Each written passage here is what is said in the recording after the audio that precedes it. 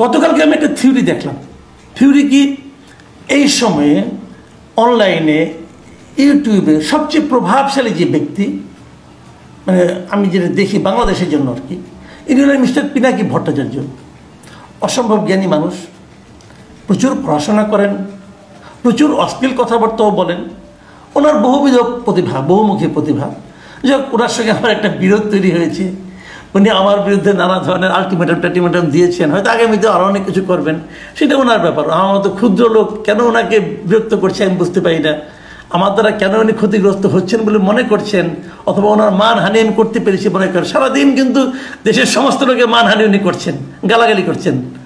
তার মধ্যে এসে নিয়ে আমি কীভাবে ওনার মানহানি করলাম বুঝতে পারলাম না। যাই হোক, হতে পারে, এটা নিয়ে পরে আমি দেখবো, ওইটা নিয়ে আলোচনা না। কিন্তু কালকে উনি একটা চমৎকার ভিডিওটা আমার ভালো লাগছে। সত্যি কথা বলি, আমি বটম লাইন ভিডিওটা আমি মন দিয়ে দেখেছি, আমার ভালো লেগেছে। কি ভিডিওটা, উনি একটা চমৎকার, উনি মাঝে মাঝে থিওরি দেন, কিন্তু উনি একটা থিওরি দিয়েছেন যে ডক্টর ইউনূসকে প্রধান উপদেষ্টা রেখে একটা জাতীয় সরকার করা যেতে পারে, এবং সেই সরকার হাসিনা যে নির্বাচনটা করেছিল ৭ই জানুয়ারি ২০২৪, সেই সরকারের মেয়াদ যতদিন থাকার কথা, মানে ৫ বছর ধরেন, তারপরে ২০২৯ সাল পর্যন্ত, ২৯ সাল পর্যন্ত এই সরকারটা থাকবে। তাহলে ২৯ সাল পর্যন্ত কে থাকবে সরকার প্রধান?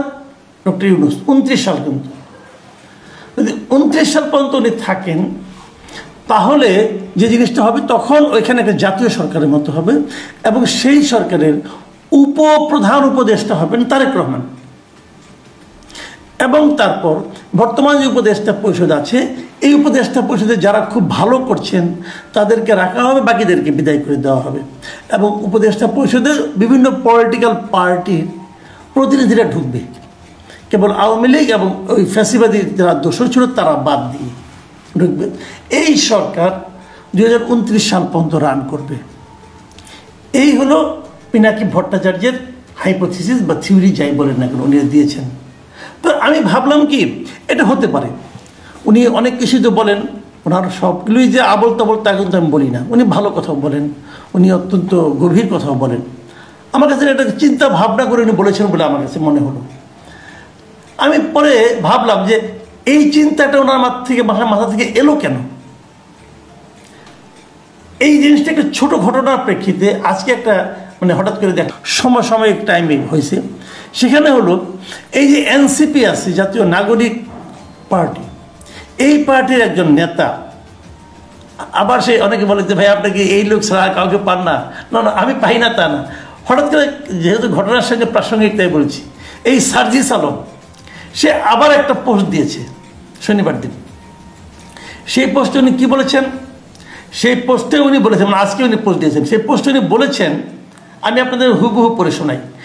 প্রফেসর ডক্টর মোহাম্মদ ইউনূসের মতো একজন স্টেটম্যানকে ৫ বছরের জন্য বাংলাদেশের একটি নির্বাচিত সরকারের প্রধানমন্ত্রী হিসাবে পাওয়ার আকাঙ্ক্ষা আমার আজীবন থাকবে। তার মানে ওনার আকাঙ্ক্ষা হলো ডক্টর মোহাম্মদ ইউনূস একটা নির্বাচিত সরকারের প্রধানমন্ত্রী থাকবেন। এইরকম একটা আকাঙ্ক্ষা সার্জিস আলমের আজীবন থাকবে। তো এই দুটোর কথা আমি একদিকে ওনার কথা বললাম, আরেকদিকে ইনার কথা বললাম। এই দুটো থেকে আপনি কি বুঝতে পারছেন? দুজনেই একটা কথা বলতে চাচ্ছেন, সেটা হলো ডক্টর মোহাম্মদ ইউনূস আরও বেশি দিন রাষ্ট্র ক্ষমতায় থাকুন। এটা নিয়ে আমার কোনো আপত্তি নাই, থাকতেই পারেন। এটা নিয়ে আমার দুঃখ পাওয়ার কিছু নাই, আনন্দিত হওয়ার কিছু নাই, উনি থাকতেই পারেন। আমার বক্তব্যটা হলো একই সময়ে একই ধরনের দুই জায়গা থেকে একই ব্যক্তিকে নিয়ে দুইটা আকাঙ্ক্ষা, একই রকম আকাঙ্ক্ষা যে এলো, এটা কি কেবলই কাকতালীয়? আমার কিন্তু তা মনে হয় না।